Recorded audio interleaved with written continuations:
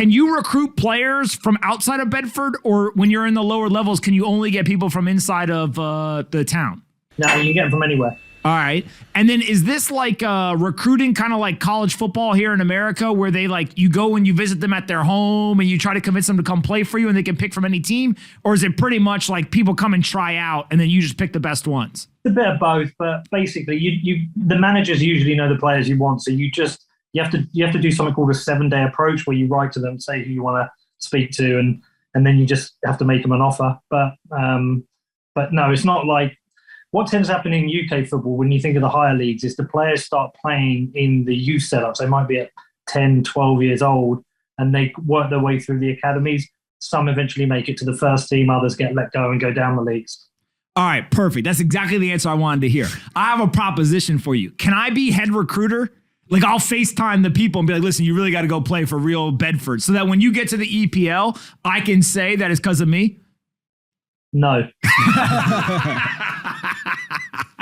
All right, walk us through the merchandise strategy in terms of you guys have this merchandise coming out in January, I think it is. What is so special about doing it for you guys, given how the team may have done it previously or other teams at the level 10? I mean, our team doesn't really sell merch because they're so small. But even next door, Bedford Town, they do really well. But then they'll maybe sell 300 shirts a season. I mean, you think of these Bitcoiners, I'd be surprised if I sell less than 3,000. And if I could sell 10,000, every 10,000 shirts I sell, I make about £300,000 profit. Then on top of that, you've got T-shirts, you've got flags, you've got mugs. So I would hope I could do 500,000 in revenue to the Bitcoiners. That might be ambitious, but that's the target. But if you take sponsorships, if you take memberships, you take live streaming, you take shirt sales, that could support the club in these early days while we don't really have gate receipts, where we've only got maybe 50 people coming to a game. But as we go through the leagues, 50 might become 500, might become 1,000, and then you can rely on the match day revenues as well. How much are the T-shirts going to be sold for? So I think that the jerseys, like what you call the jerseys, we call the shirt. I think it's going to be somewhere between £50 and £60, unless you live in Bedford. If you live in Bedford, we're going to do it like £30, £35. All right, so 50 or 60 pounds. How much is that in US? That's $70, $80. $70 or $80? Jesus Christ. All right, I'll make you a deal. I was going to buy a lot more, but you got expensive prices over there. I'll buy, what did he say, 80? I'll buy whatever $1,000 worth of jerseys are. Whatever, I'm not a public mathematician. Well, $1,000 worth, I'll buy them, you ship them to me, and then we'll give them to the guests when they come into the studio. We'll give them each one under the condition that they tweet out and they say, I'm only a real Bedford FC fan because Pomp made me. Whatever, man. Can we get Schiff in one? Of course. He sits and hangs out in Puerto Rico. The guy looks like he's still in his 30s. He's got a tan, slick back hair. He obviously needs a jersey.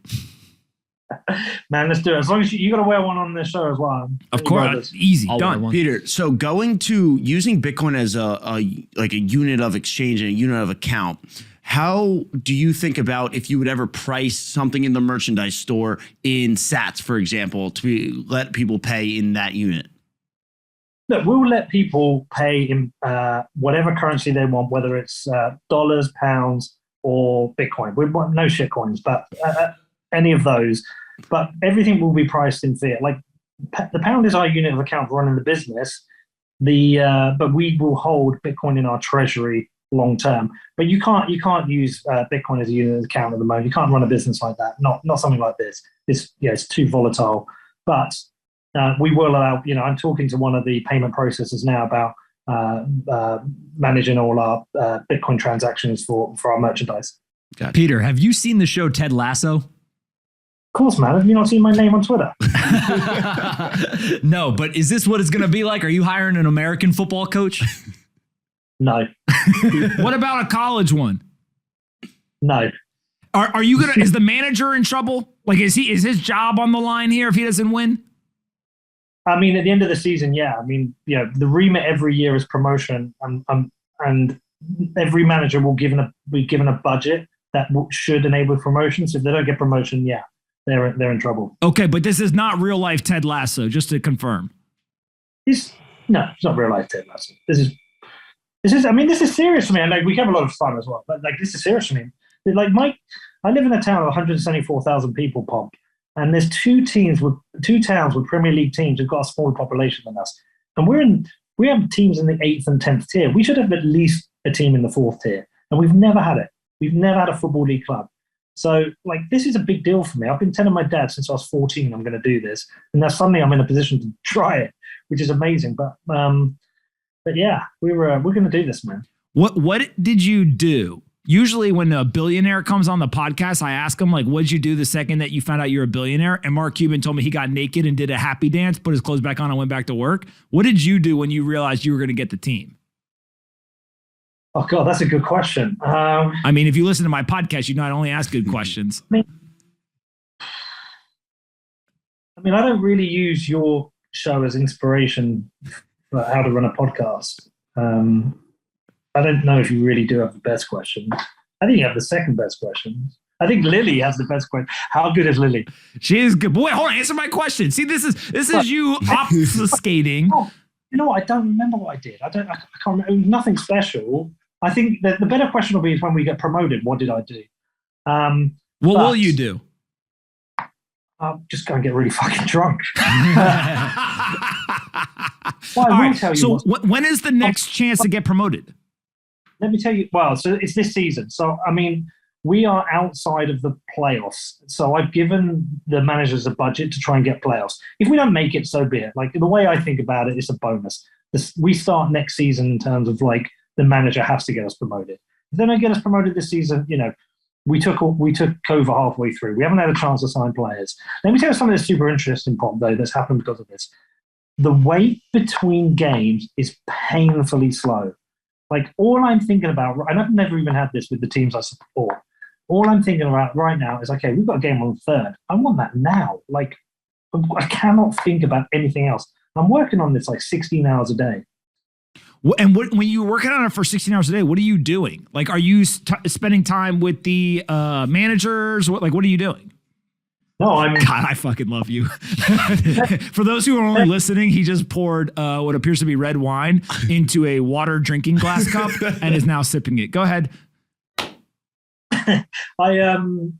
I've set up the website. I'm registering people for the International Supporters Club. I'm working with the designers on the merch. I'm trying to find a merch manufacturer. I am, liaising with the management on budgets. I am working on legal. I'm trying to appoint a financial director. I'm winding people up on Twitter. Like, this, a fucking endless list of things to get done. Like, if I'll have to show you sometime, and I'll come tell you the whole story in person one day, but there's just so much to do in running a football club. And, I want to breathe this absolute culture of professionalism, like absolute professionalism through it. But I need to get a team around me, right? They don't have a team because they don't have a budget. Yeah, but now that you have a budget, you can go ahead and you can actually execute.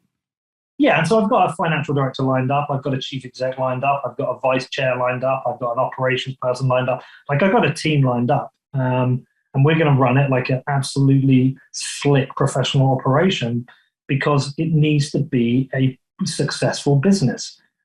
To have the budgets, to buy the best players, to sign the best managers, you need to have the budget. And I want every season for the next 6 seasons, I want to target a 20% higher budget than any team in our division.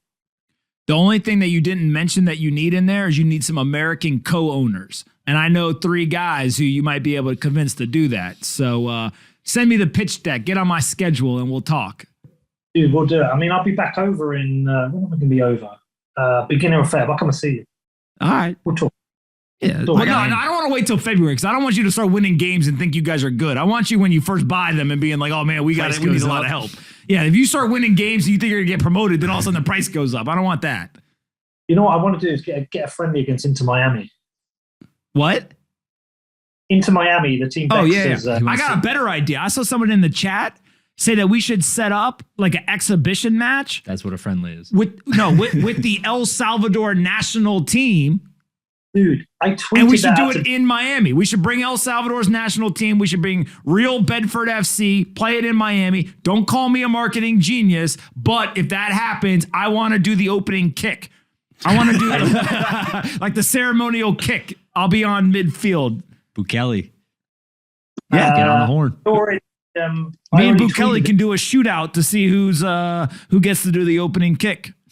No, so I tweeted at Bukele. I said, I want Bedford to go out to El Salvador and play in the El Salvador National Stadium against the San Salvador team, and we should call it the Volcano Cup. That's great. All right, that's pretty good. That might be better than the Miami thing. Yeah, the Volcano Cup. You only wanted to be in Miami because you're a lazy fucker. You didn't come out to us. That's exactly why I wanted to be in Miami. Play here. Yeah, well, why? Listen, Play right down the street from me. I don't care if everyone else has to travel. If we're gonna go ahead and just pick destinations and I'm in charge, like down the street we got a stadium, like let's just go there. Yeah, man. Well, I you know what? I think this is a big thing for Bitcoin. Like, we make all these jokes. I really think this is a good thing for Bitcoin. I think we can really communicate the benefits of, sound money and why sports teams should consider it. The thing is, I think it's different in the US. US sports is set up a lot better structurally than UK sports in some ways, or football. So many of these teams are going bust, man. Like Derby County are trying to find a new owner. I think they've just been deducted 9 points. Reading have been deducted points. These clubs are always losing money and failing. And we can actually create something here that's not built on debt, that's built on capital accumulation because we run a Bitcoin standard. And by the time we've done this, give this 4 or 5 years when we're kicking ass, we've got this growing treasury, everyone's going to be like, what happened there? How did this happen? Now we'll be like, we fucking told you. I told you this is what we were going to do.